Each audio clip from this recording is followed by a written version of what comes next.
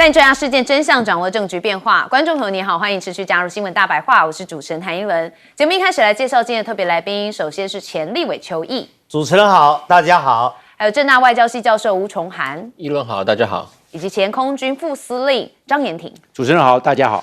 好，观众朋友们还持续要来关心太平洋岛链哦，因为现在呢，中俄有一些新的动作，他们有15艘的军舰多路的并进环绕日本列岛。好，这是日方侦获中国海军至少有10艘，俄国海军至少有5艘的舰艇现踪。好，对马海峡、大隅海峡、冲绳跟宫古岛之间的海域，与那国岛等日本周边的关键水域。那对照以往中俄海上兵力在日本周遭的情况，中俄两国现在在日本周边的海空密集活动明显的升高当中。那中国大陆这边的这个力量开始看起来有一些远海的部署，那这叫做陆055型的驱逐舰东莞舰说首度的远海部署，而且穿越了宫古海峡进入到太平洋。好，所以你可以看到包含是055型的驱逐舰东莞舰，还有维舍尼亚级的禽搜舰都分别看到他们在宫古岛之后就进入到了太平洋。那这部分呢，大家就说啊，这个看起来他们也有一些不同的样态。那尤其从卫星图像也显示，江南造船厂新潜舰的其帆舱清晰可见。那一艘054B 型的两栖攻击舰，还有一艘071型的两栖登陆舰，也正在建造当中。所以呢，目前大家认为这个中俄似乎想要突破这个第一岛链，往第二岛链来迈进了。那中国大陆这边有一个卡车式的电磁弹射系统首度实机曝光。那他们说这是最新曝光的，而且进行了实机发射。那由多辆的特制卡车组成，那可以快速的拼接成电磁弹射平台，用于发射无人机。所以现在有一些分析说啊，中国在这个不到1年的时间，已经建造了30架的新型歼35，而且还要再加快速度。那我们之前讨论过歼35的战机其实服役不到1年就已经建造了第30架。这显示什么呢？就是北京有意要大规模的部署舰载隐形战机。那它设计的意旨呢，是在挑战 F-35海上作战能力。那主要就是要扩大中国航母的作战半径。好，这个是最主要的部分好，所以现在看到中国大陆的军力确实急起直追，而且每次都有新的花样或是新的部署告诉大家。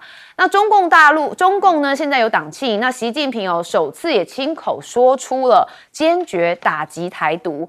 他特别讲到说解决台湾问题，实现祖国完全统一，是中共矢志不渝的历史任务。说要团结广大的台湾同胞，深化两岸交融合，那也坚决打击台独，反对外部势力。那大家看到习近平的这段话觉得不太一样，因为过去呢他讲的都是反对台独，然后他这次是首次亲口讲说坚决打击台独分裂势力。所以呢，过去反对台独，现在已经提升到打击台独。那有人就想说习近平怎么会对这件事情越来越用力呢？谁给的底气？当然就是川普嘛，所以民进党、府院党现在都晋升，只有陆委会发了一个平面声明。那现在美中之间的外长也通话了，就是美国国务卿 Rubio 跟中国大陆的外长王毅。好，那王毅就点出说台湾牵一发动全身，所以要求 Rubio 要慎重的对待。好，这是自5月川习会达成共识之后的美中外长的重要对话。好，那王毅就特别讲到台湾的问题因为他曾经讲过台湾是这个中国的核心价值。这次再讲到台湾，他就讲到牵一发动全身所以美方在处理涉台事务时，务必慎之又慎。是不是又在讲的是军购的议题呢？好，那中国大陆的外交部并未引述 Rubio 谈话内容，只有表示中美的双方一致认为，两国外长此次的通话是同意共同落实两国元首重要共识。那美方在这一场外长通话上面，并没有做出正式的回应。那川普其实对于台湾还是念念不忘，但他不忘的是我们的晶片。他又在点名台湾了。他讲到什么呢？台积电 Arizona 的厂规模将扩大1倍。那他就讲台湾正跟 Arizona 新建中的晶片厂规模扩大1倍，将有助于在我任期结束之前，将美国晶片的市占率提高到50%。好，这个是川普讲的，但是呢，问问台积电，他没有证实这项的说法。好，但是这个不是有一句话吗？叫司马昭之心，路人皆知现在是川普心的真的是路人皆知，他就是要把整个晶片的产业往美国带去所以之前才会曾经讲过我们是小偷嘛怎么谁是小偷？好，那当然呢，要伤害川普才会被尊重。经济学人这篇报道蛮有趣的他是有人写说台湾其实可以提供晶片来引爆全球的市场混乱。他报道说在世界各国，其实美国的盟友跟对手似乎正得出一个令人不安的结论，也就是如果你要赢得川普的尊重，就必须展现你能够伤害他就是伤害川普的意思。所以在最悲观的情境当中，甚至设想川普可能在与中国谈判之后，会将台湾排除在外，要求台湾对其投降。但是中国掌控全球最重要晶片制造能力，美国要如何维持 AI 霸权呢？也就是说其实呢，如果台湾你要反制川普的一些作为的话，你必须要拿出能够伤害他的。那能够伤害他的就是川普最在意的晶片嘛但是我想我们自己的领导人是不可能安怎走但是私下拿汤匙也指的是台湾。纽时的新书说川普的真心话，说何必派美军为小岛开战呢？伊朗已经看到了整个可以对抗美国这个底气就是荷姆兹海峡，我们可以对抗美国的底气其实也在晶片。当然啦，我们也不是说一定要跟美国对抗，只是认为说川普每次这样讲真的是伤害我们的感情好，我们看到太平洋岛链的部分，因为有关于这个军机军舰等等，我们先问这个将军怎么看？就俄罗斯跟中国大陆这空中战略巡航，它是第11次了。因为俄罗斯派了 TU-95雄狮轰炸机，中国大陆也派了歼16，也派了轰6轰炸机，联合空中战略巡航。但是问题是，它还有海上的军舰，双方的军舰，中国大陆也派了这个055大驱，就是12000吨级的这个大型的驱逐舰，也包括054。那俄罗斯也派军舰，所以它是绕过了日本。那日本的话，总共4大岛，这个北海道、本州4国、九州。那空中有轰炸机，海面上有驱逐舰，还有飞弹护卫舰，还有巡防舰。那总共加起来变成海空对这个日本来做战略威慑。那现在变成这个状况，如果俄罗斯跟日本有这方面的军事上面的紧张，那中国大陆在西侧，因为中国大陆在隔着黄海、隔着东海，跟日本遥遥相望。中国大陆在这方面就会做策动，给日本施压。同样的，如果是中国大陆跟日本有紧张的关系，军事上的紧张，那北边包含沃霍次克海，也包含日本海，那个俄罗斯可以在这边做策动，所以变成日本两面受敌，因为他们两个这个俄罗斯跟中国大陆这已经变成常态的，所以他们的这无线电的通联，还有共同这个作战指挥中心都要成立，你才能够实施空中管制跟水面就是海面管制，那是这个状况。那日本所受到的压力当然会比较大，这是战略威慑的部分。另外一个，中国大陆现在它这个电磁轨道，它无人机把它放在那个卡车连接在一起。它现在这个大型的 UAV 它变成模组化，因为模组化一组装就可以了。然后它有个升降梯把这个无人机降到那个平台上面，升到平台挂到电池上面，直接可以弹射出去。它可以野战发射，不用到基地起飞，野战就可以起飞。电池直接类似这个航空母舰那个电池弹射甲板一样，那无人机速度一到就起来之后接受它的这个 AI 控制，还有人给它下指令，然后它就对哪些目标做攻击或者是实施侦察的任务。所以变成中国大陆可以看到，因为这个卡车电磁轨道到现在为止全世界还没有看过，美国还没看到，只有看到在航空母舰在用电磁弹射，或者在固定的陆地上电磁弹射，那是固定的，那是要训练航空母舰起降的，在陆地上先训练，然后再移到航空母舰，再用在无人机上面。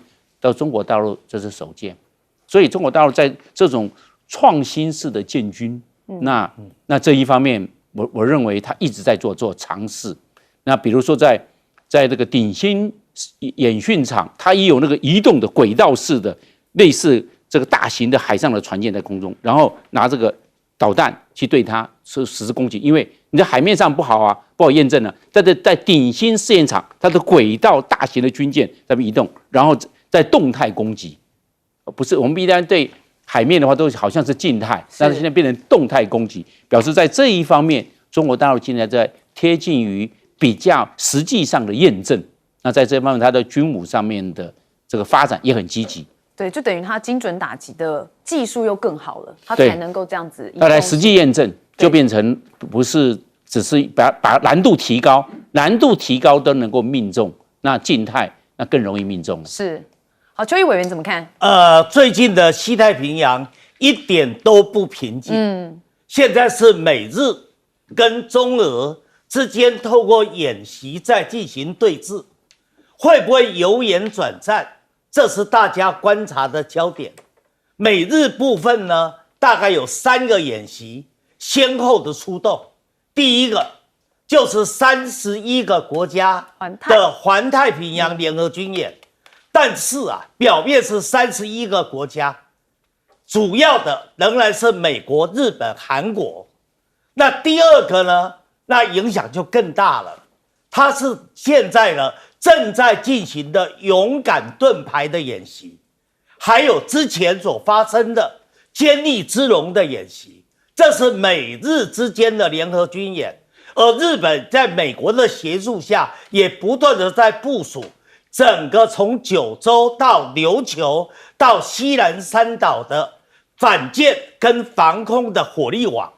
那至于在中国大陆方面，中俄之间前几天是战机六爷带上小六，六爷就是轰六，小六呢就是歼35，就6代机歼35。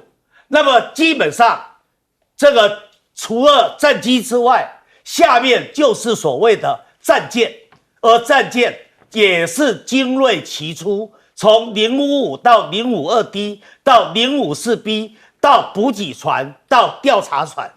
而且呢，日本有7条关键水道，如果这7条关键水道在中俄的火力的压力之下，日本就瘫了。那7条关键的水道，从北到南，最北的就是北海道跟萨哈林岛，就是以前的库页岛之间的中途海峡，往南走，那就到了北海道跟本州之间的青津海峡，再往南走，那就是本州跟朝鲜半岛之间的对马海峡，再往南走，那就是九州跟奄美大岛之间的大隅海峡，再往南走，跟冲绳岛之间的那就是横当水道，再往南走，那就是冲绳本岛跟这个西南三岛之间的宫古海峡。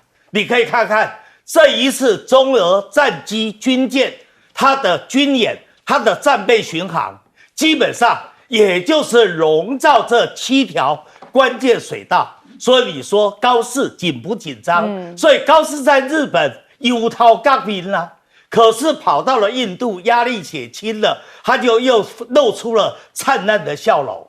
好，那第二个我要谈的是，刚才一轮有问到底习近平的底气在哪里？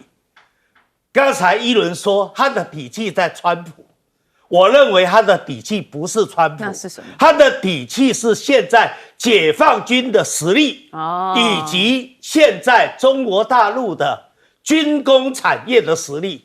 刚才一轮有提到一个数据，中国大陆的造舰的速度下饺子快到什么程度？一年有30条军舰可以出来，现在很可能下一步航母的004跟005都会分别的先后的就开始下水了，开始进行海试了，所以这才是习近平的底气。所以他会在党庆105周年的党庆里面，他大声的讲，现在要打击台独。原来，不过邱毅委员很厉害哦，7条水道都讲得出来哦。崇涵教授，领导人何时开战，这个大哉问。所以我们常讲说，研究战争发起的，我们讲理性决策，领导人通常是要机会跟意愿。当机会跟意愿两者皆备的时候，领导人发动战争的几率是很大的。是，刚才邱委员讲的没错啊。当习近平认为我的能力到达的时候，他就有可能具备攻台的能力嘛。这也是为什么戴维森在2021年讲的戴维森窗口，他讲是解放军在2027年可能准备好了。后任的是帕帕罗，他也讲了，习打台湾是什么？他是可能具备了能力，但非意图。好，这阿基里诺讲，阿基里诺他后任阿基里诺。那帕帕罗讲什么？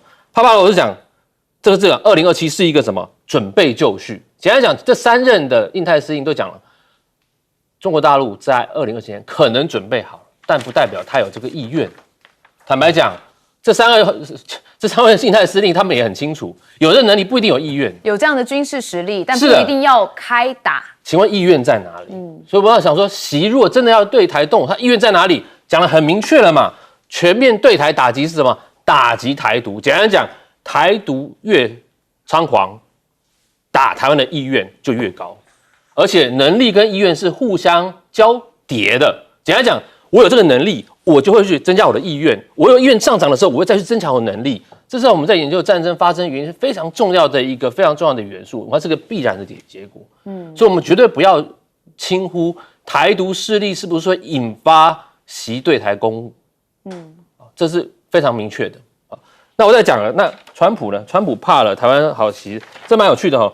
其实川普这个人的特质哈，我们讲不管他是Taco也好啊，他没有耐心啊，他呢这个无所不用其极，重点是他崇尚强者。所以为什么有人说你要让他怕？与其说我们要让川普怕，不是让川普怕，是要让川普知道在交易的过程中他会损失哪些利益。一旦他知道他要损失哪些利益的时候，他就可能使出 Taco， 然后呢，尽量在他所要交易的艺术中达成结果，这才叫川普怕啊！川普这个人天不怕地不怕，你要让他怕什么？没有，他怕丢钱，他怕 lost revenue， 这是他怕的东西啊！所以呢，我想这个《纽约时报》这2个记者叫做 Jonathan Swan 跟 Maggie Haberman， 他们出了这新书叫做《政权转移》。他讲了，进入到川普帝国时期，台湾这个汤匙啊。川普说：“为什么要为这个看不到小岛打仗？小心哦，这2个又要被打成以美论的哦，你是宜川论哦。”但是川普这个人就是这样子，他非常重视利益。当他利益不达成的时候，你觉得他打仗非常需要钱，非常损失很多利益，他不想打的。你要特别了解川普这个个性在这里。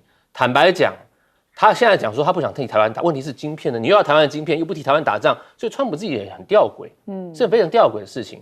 所以我们在研究川普的时候，坦白讲，你从个人特质来看起来，他是非常难研究他。坦白讲，我们根本不了解他。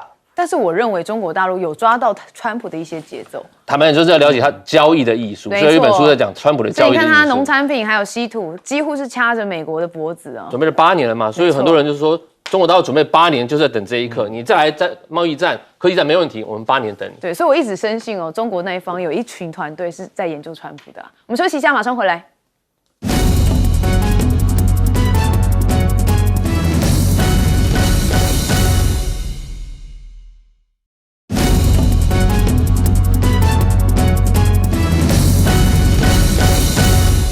最近我们一直关注欧洲的热浪今天也持续来看，因为还有很多事情可以让大家看一下当地怎么样。好，我们看到法国啊，其实也是算是蛮热的区域现在他们在法国有一家卖场，我们带大家看这画面，大家在干嘛？在抢冷气啦！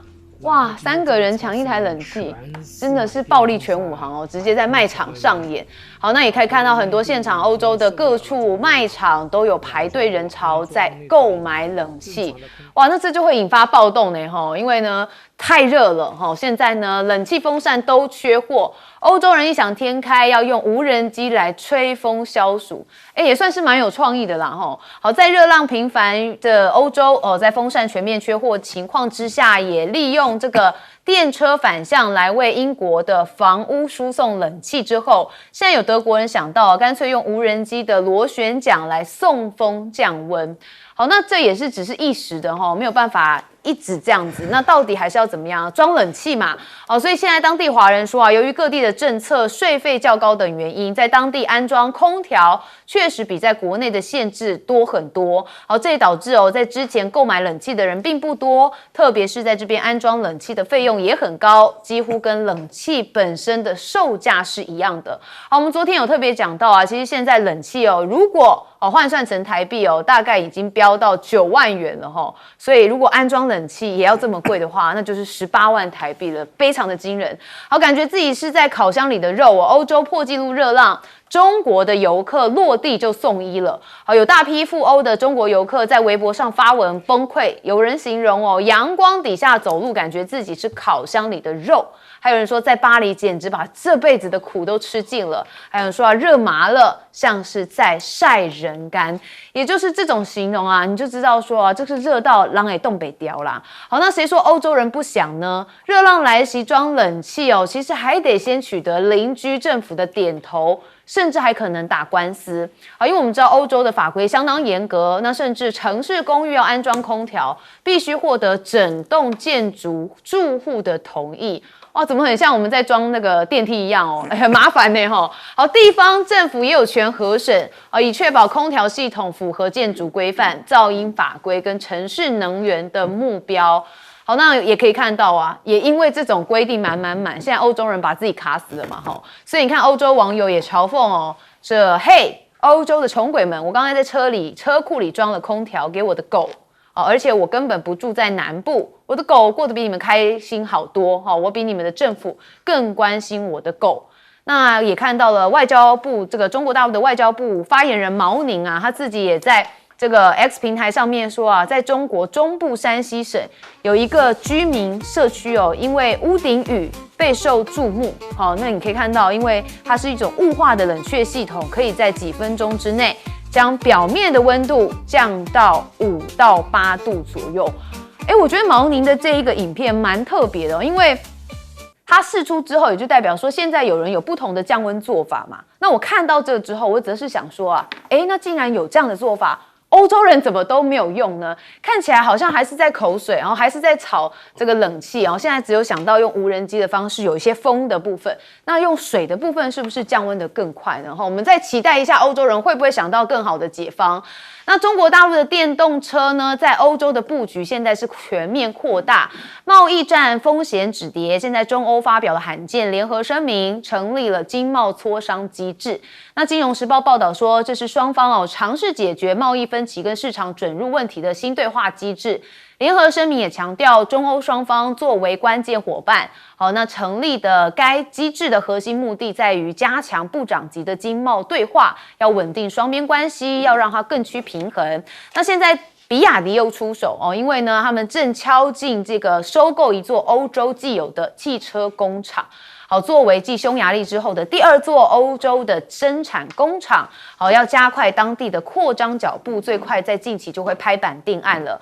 那比亚迪收购欧洲的车厂在即，锁定的是西班牙、法国加速在地化的布局，所以就让欧洲传统车厂面临的竞争压力也会继续扩大。那原油价格暴涨也推升了电动车的需求，那主要也是美伊战争的关系，所以可以看到中国大陆今年1到5月已经出口超过400万辆年增63%，其中新能源的汽车出口达到183万辆，比去年同期增长1.1倍。所以如果出口持续预计在中国2026年的汽车出口量会达到1000万辆，非常惊人的数字那可见接下来欧洲的汽车产业恐怕就会雪上加霜。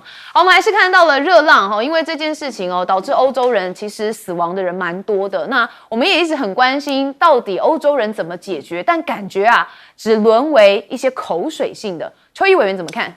我10几年前在巴黎住过一段时间，那个时候的欧洲一点都不热，所以大家基本上觉得没有空调、没有冷气是属平常，把窗户打开，有风进来就好了。但是现在不一样了，现在因为地球软化、气候变迁，所以才产生了现在热得不得了，会热死人的问题。所以你证明了川普2进攻的时候，他就退出巴黎气候协定，是一个完全错误的决策。在这一个阻止地球继续暖化的问题上面，中国大陆是尽了力了，可是川普呢，却是逆其道而行。但是啊，我们从这一次欧洲的这一个热浪伤人的情况，造成了中国制的空调、冷气热销，一叶知秋。你可以想想，我们单谈一个热浪来袭，然后中国制的空调会热销，你就可以知道，现在欧洲对中国生产的产品，它的需求有多强。去年的整年，中国对欧盟，不包含英国，对欧盟的顺差，也就是欧盟对中国的利差，3600亿欧元。你可以想想，这个数额有多大？比2024年，就是前年，它成长了15%，所以代表了欧洲对中国大陆的制造产品，它的需求越来越大嘛。但是在服贸的方面，那欧洲则是从中国这边赚到很多的盈余。终归来说，就是中国对欧洲来讲，货贸是顺差，服贸是逆差，所以正好在国际收支账里面是平衡的。也因为如此，所以这一次王毅在这段时间，他去访问了北欧4国。访问北欧4国是因为北欧4个国家，不管是芬兰、瑞典、挪威、丹麦，过去跟中国大陆之间有经贸往来，但是就是比较缺少政治上、外交上的联系。如果把这个缺口给补起来，那中国大陆跟欧洲的关系就会往前一步。而几乎同时，中国大陆的商务部长王文涛正在布鲁塞尔跟欧盟在谈中欧之间经贸合作的进一步的拓展。所以你可以看得出来，中国跟欧洲之间的关系是会越来越绵密的。是，崇汉教授怎么看？这热浪，我上礼拜天刚从捷克回来，哇，热死了，真的啊，真的，而且我们是去查理士大学嘛，那个大学里面很多是不装冷气的，因为他们早期不会那么热啊，很多旅馆也不装冷气，你相信吗？那怎么睡得着啊？然后我们去的那几天大概30几度，最高温也到40几度，听说我们回来之后降一点，但是他们最高温到40度，然后整个欧洲大概死了1000多人，是重热衰竭死的，所以大家开始在反思说，这个全球气候暖化气候协定是不是正确的？欧洲这么支持这个要降低，就深受其害。对，降低这个1.5摄氏度，结果现在深受时代死了1000多人哦。结果我们看到这个是美的，其实看这个是在大陆，他讲大陆美的那个冷气空调哈，在德国大概一台卖700欧到800欧，是没有平常不抢的时候，现在都卖到缺货啊，现在抢到一台18万。那你买那个东西，坦白讲，它就是要免除人工，你不用去钻墙，你不用去挂，它那种是移动式的。好，它就是你放在那边。其实很多商场，欧洲商场或是欧洲的一些地方，他们太热了，他们就放那个来让大家吹啊。那现在抢到缺货，那大家就开始想说，那世界气候学这个 COP 哈，我们常讲这个 COP 到31了，到底是不是对的？其实 COP 在95年开始的时候，大家就是要讲说我们要如何降低全球气温啊。这些所谓比较比较绿强调环保的人士，他通常也跟 DEI 跟这个多元，大家都是结合在一起的。这些人过去在拜登时期，他们是非常站到高位的。他们不管在联合国，不管在欧洲，他们是一个非常强的，讲话也比较大声。对，川普上来之后，这些人就开始觉得很大的这个压力。所以这一次，我觉得这个欧洲的这个整个热浪来袭，死了这么多人，大家觉得你当初这么支持这个气候要降低这个1.5摄氏度，结果你现在反过来死这么多人，那是不是我们要回复到所谓的川普讲的 drill baby drill， 继续再开始多开冷气、多烧能源哈？那其实我觉得欧洲他们还是有他们的坚持所在啊。我觉得他们就算热归热，他们的那个概念还在那里，不然为什么捷克这么热，大家我觉得他们就顶多把西装外套脱掉啊，这么热的地方开个窗户而已哦，大家也不会喊热，我真的觉得蛮厉害的。我们还是觉得说，那这个 COP 这个气候暖化协定最重要的就是我们觉得这个所谓的工业发展国家跟已发展国家中间瞧不拢，尤其是已发展国家一直要做的时候，这个开发中国家他们会损失很大的钱，1.3兆美元，他们整个发展可能会到1.3兆美元，所以未来这个所谓的 COP 的未来的走向哈，我觉得还在未定之天。对，感觉还有很多这个细细节节还要再讨论哈。将军怎么看？地球会越来越热，因为本来地球全部包含南极、北极，整个加起来的这个平均温度是13.5度，现在已经到15.1度了。哇，那热了。那热的话，这个热浪线啊，它高温线会开始北移。那北移之后，我们知道今年是最凉的，明年只会比今年热。后年一定，那只会越来越热嘛，不会说明年比今年凉啦。今年欧洲就这样子对，那明年绝对比今年是最凉的啦，明年绝对比今年热，还没有到最热的时候，因为下个礼拜7月7号是小暑，再来是大暑，再来是处暑，3伏天嘛，所以你看看会越来越热，大暑是最热，处暑还是很热哦，你处暑过后稍微不热还是热，那我们可以知道那个，换句话说，整个热浪线哦，高温线开始北移，那北移状况之下，而且越热越用电。你看我们缺电都是夏日高峰，因为大家冷气全开，就是那这样的话，我们一天啊，我们人类啊就烧1亿桶的石油，1亿桶，然后还包括你还在烧煤发电、火力发电，所以啊还烧天然气，你看看还有核能，我们把地球烧热了，因为越热你又要越烧。你看冬天不会停电的，夏天会跳电，越热越用电，那怎么办？那将来地球还要用更多的电、更多的石油来弥补夏天，那就变成一个恶性循环，变成相乘，不是相加，相乘，越来越热。因为你越热越用电，越热越用能源，就叠加上去的。你一直在烧地球嘛，那大家来烧地球，我们大家一起热，所以热浪线北移，整个战略环境会改变。为什么？因为大家开始来抢能源，越热我越要能源啊，不然我会热死啊！赶快火力发电，火力全开啊！所以这个也要能源 ，AI 也要能源，哇！以后能源的量真的很大。大家开始抢能源，越热越抢能源，冷可以不要嘛？冷谁会开冷气？不会嘛？越冷越省电啊，冬天用电量都很低啊，夏天用电量越高啊，所以越热，大家越烧地球，那大家一起来烧地球，地球就只会热嘛。那将来的话，大家抢能源，不抢能源过不下去，不然会死啊，会重热衰竭，会中暑啊。那老年人会死，因为老年人他新陈代谢慢，他的身体的调节对热的调节的能力比较差。那第二个抢水资源，大家要抢水，因为水降温，那大家来抢水、抢能源、抢水。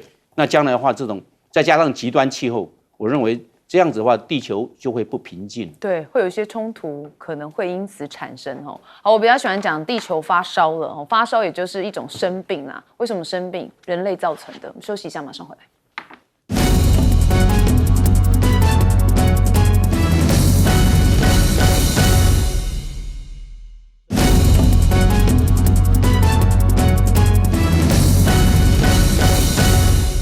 好，我们还是要讲到高市早苗，因为他最近的行程到了印度，而且是他上任之后首次访问印度。好，所以你可以看到他是有3天的行程，在昨天已经到印度抵达新德里时呢，受到完整的军事礼遇。好，那你可以看到画面也包含了有红地毯跟热情的欢迎。好，那这次的访问标志着印日特殊战略跟全球伙伴关系其实迈出了非常重要的一步。好，所以你可以看到画面上，这个是高市早苗从他的专机走下来。好，那当然就有红地毯迎接他。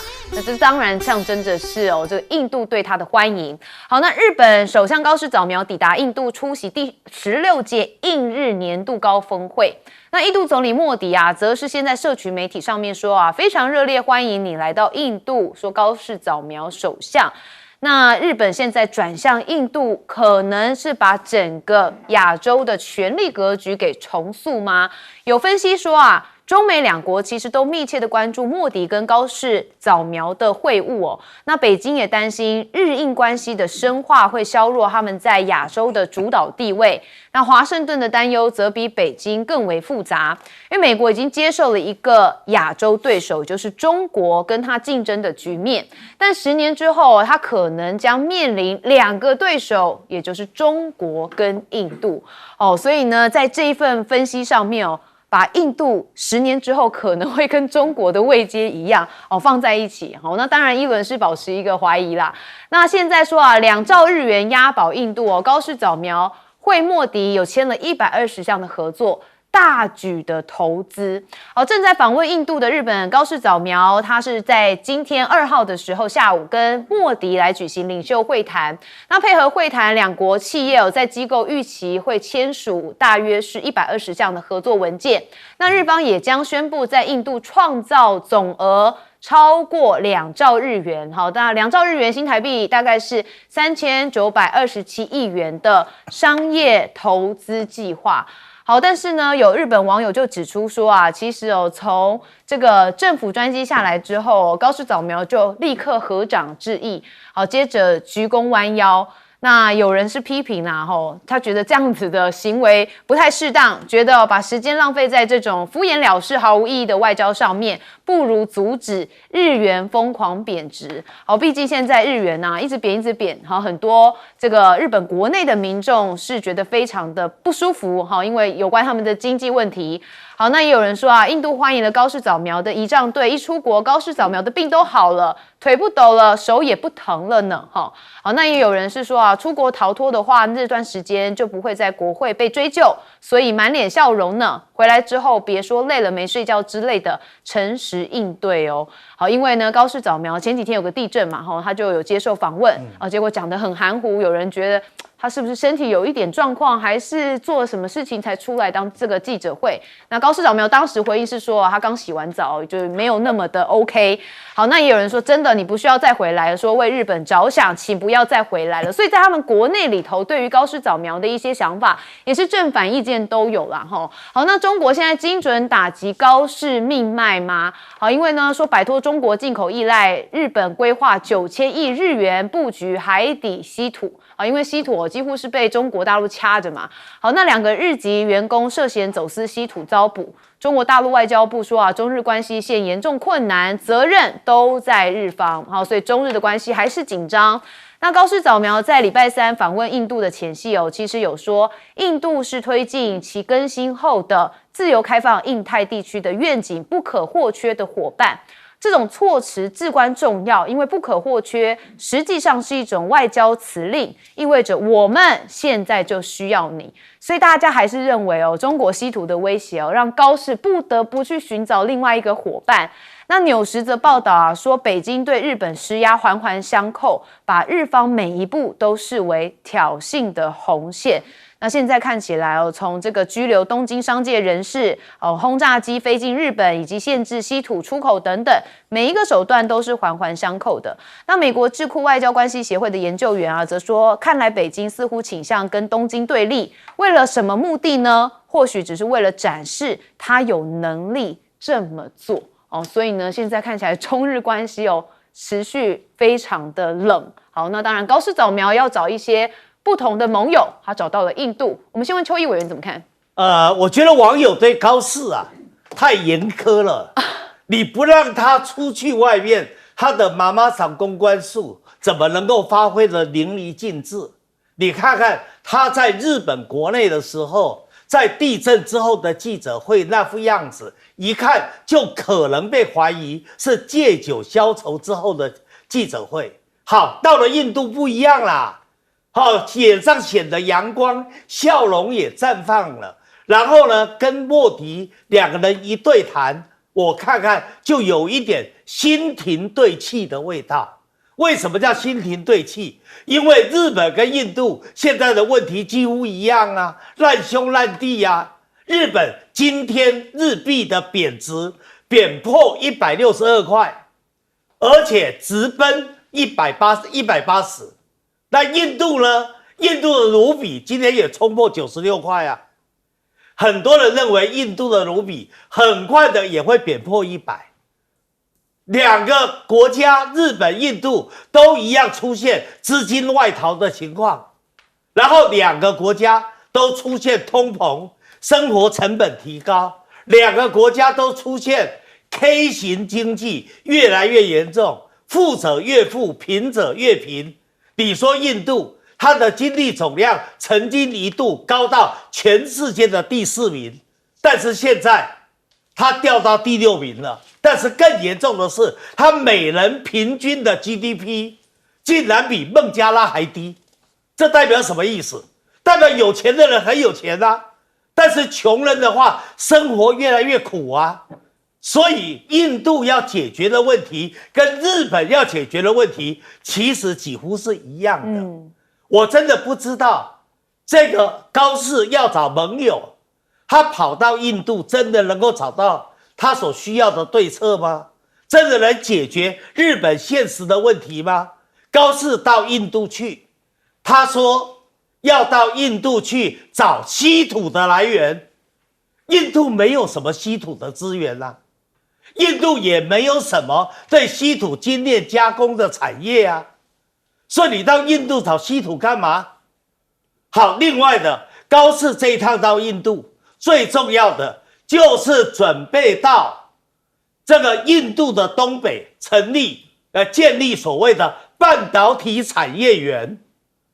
那印度发展半导体，印度一样没有稀土啊。好，再者吧，他说要引进印度500个 AI 的技术人才，印度的技术人才当然很多，可是日本的网民在怕什么？你可不要印度500个技术人员进来，下一波把印度的劳工都放进来了。我们前一段时间不是也传言台湾要进很多印度的劳工吗？印度劳工什么样的样子，大家都知道，太可怕了。对，因为文化不太同啦。对了，那真的是对大家来说安全的威胁就存在了吧？是。好，那至于日本现在该解决的问题是什么？就是要赶快调和它与中国大陆之间的矛盾跟不好的关系嘛。你中国大陆连续的出招，例如说刚才讲的那个走私的问题，富士电机2个高管为什么要走私稀土电池、稀土磁铁？答案很简单，他们的电动车要发展，它就需要稀土里面的镝跟锗，没有镝跟锗，电动车发展不起来，所以只好铤而走险，最后在海关被活逮。好，所以呢，我看起来高市想绕过中国啦，寻找一些出路，但没有这么特别哈，也没有那么好运呐哈。崇涵教授怎么看？中日关系从这个高市宣布台湾是这个属于日本第2级，我们叫危机存亡事态开始一路走下，从去年11月7号11月7号开始之后呢，第一波中国就开始限制，比方说留学生啊、观光客出团到日本去那在2020年1月开始呢，收紧对日本的稀土控制，包括还有其他军民两用的矿场资源。再来呢的出口管制，6月29号有许多我们讲的日本出口的实体清单被列入。那中国大陆对日本的这个所有的制裁是方方面面，像网越拉越紧，一波，代表说这是来真的那当然，高市遇到这种问题，坦白讲，他也是知道了所以他必须要开始跟许多国家进行所谓更多的往来，包括他之前去菲律宾，跟菲律宾进行我们讲双边互相准入的这种军事的互访协定之外，他这次又来到印度。印度他找什么？其实我们知道，日印之间他们最主要在经贸往来关系非常密切。大概有1400家日本企业在印度，我们有包括设厂，那主要日本出口到这个印度的，包括汽车汽车零组件、汽车工业你在印度看到很多日本丰田跟这个 Toyota 跟 Honda 的车子那当然印度也出口许多产品到日本去，包括我们讲的农产品也好啦然后一些基础矿产也好都有那当然日印之间呢，在主要合作方面还是在所谓的经贸方面在经贸方面。那当然这一次高市到了印度，他坦白讲我觉得他就是除了跟菲律宾要加强安全协作上面，他在印度上面他也知道说中印之间他们还是有一些这个我们的爱恨 love and hate 在里面，所以他希望紧抓着印度，希望印度能多做一些从经贸上外溢到安全上面啊，是不是可以再加强在跨上面的一些合作？但是我们别忘了，我们一直早期在讨论到。印度在跨里面，他坦白讲，他采取是一种我们讲的中立不结盟，然后呢左右摇摆，有点避险的概念在里面。他觉得我虽然跟中国有所谓领土，有所谓之间的边界问题，但是我们不要跟中国完全翻桌啊，对不对？所以坦白讲，印度在跨之间采取的这个角色跟角力，我觉得其他3个国家也看在眼里。那日印之间在这安全上面真的要采取更多的合作，我觉得相对困难。那在哪边可能更多的，就是我们看到这一次在经贸上面，不管是日本想在印度建立一个所谓的高科技的，我们讲产业园区也好，计划也好，或者是它带入这个印度的高阶的，我们讲 AI 人才也好，我觉得这个都是在初始的阶段，在谈的阶段。那未来他们两边之间会不会有更深入，包括引进印度的劳工，这点我们都要看。包括日本，我觉得日本人员对印度的劳工也有一些 concern。好，毕竟你引入过多的印度劳工，会不会对国内的其他劳工产生排挤？我们知道现在日本引进许多菲律宾跟这个越南的一些劳工，在进行他们一些基础的观光业或者是产业方面。那印度劳工竟然会进行排挤，这也是日本，我觉得他们国内他们也有在考量。